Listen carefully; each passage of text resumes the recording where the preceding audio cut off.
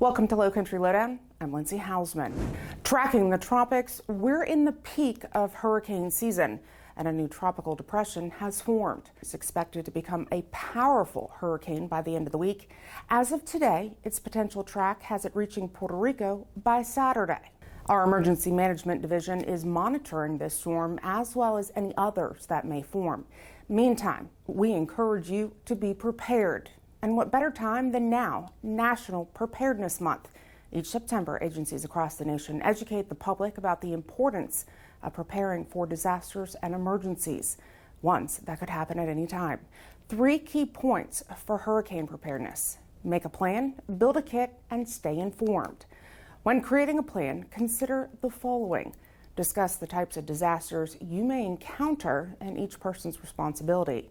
The address and phone number of a designated meeting place outside of your home, who the out-of-town emergency family contact is, what evacuation route you will take and where you will go, and of course, the items needed for each family member as well as any pets. When it comes to building a kit, you'll want to have at least a 3-day supply of non-perishable food and 2 gallons of water per person per day for at least 3 days. Make sure to include your pets too. You also want to make sure that your kit includes items like a flashlight with extra batteries, a first aid kit, manual can opener, garbage bags, medications, important documents, cell phone chargers, and so on. And staying informed is so important. Make sure emergency notifications are allowed on your cell phones, and make sure to rely on credible sources for information.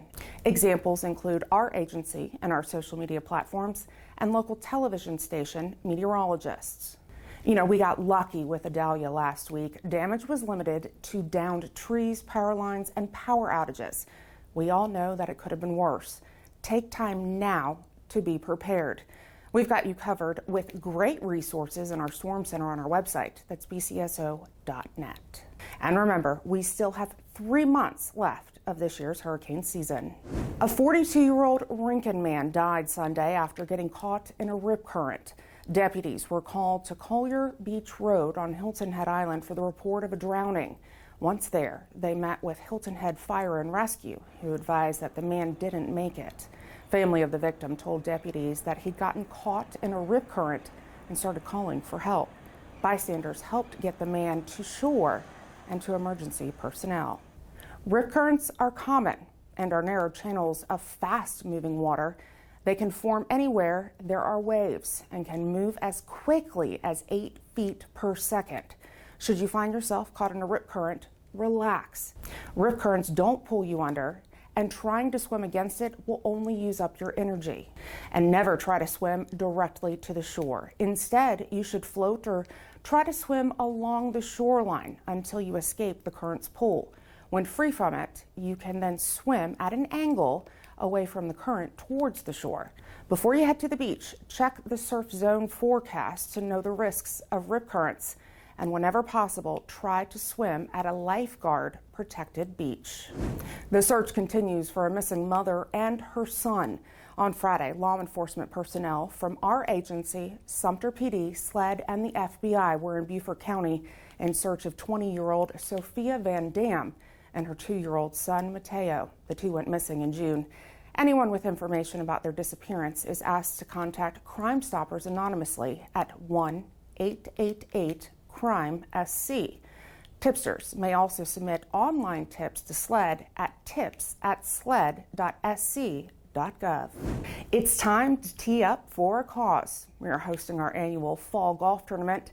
It'll be held on Friday, October 27th at Old South Golf Links. This event raises money for several Sheriff's Office initiatives to include appreciation events for staff and scholarships for higher education. To learn more, sign up, or even sponsor, visit our website, BCSO.net. Please join us in congratulating those pictured on their promotions and recognitions of service upon retirement. We appreciate your continued commitment to the residents and visitors of Beaufort County. If you have something you'd like to know more about or see covered here on Lowcountry Lowdown, feel free to send me an email. That's lindsay.hausman@bcgov.net. And as always, I encourage you to follow us on all of our digital and social media platforms. Great way to stay engaged and stay in the know. Thanks for watching this week's episode. See you next week. Stay safe.